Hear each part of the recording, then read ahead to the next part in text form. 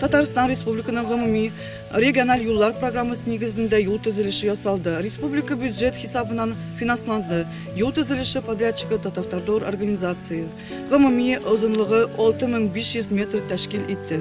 Асфальт Урыс авылына ішіне 1600 метр кірді. Гүлік авылына 944 метр һәм ШПС 533 метр жайылды.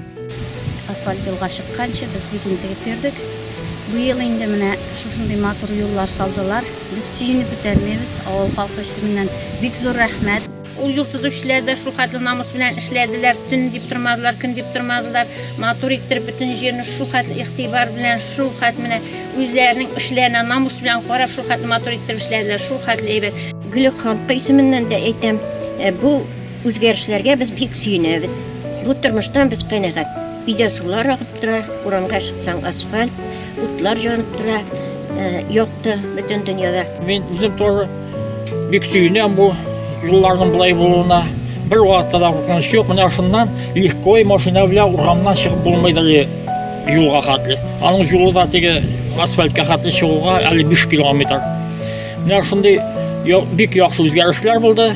Без бик зур рәхмәтле барлык җитәкчеләргә. И алдагы вакытта җиллар тыныч булып, матур иттереп яшәргә язсын.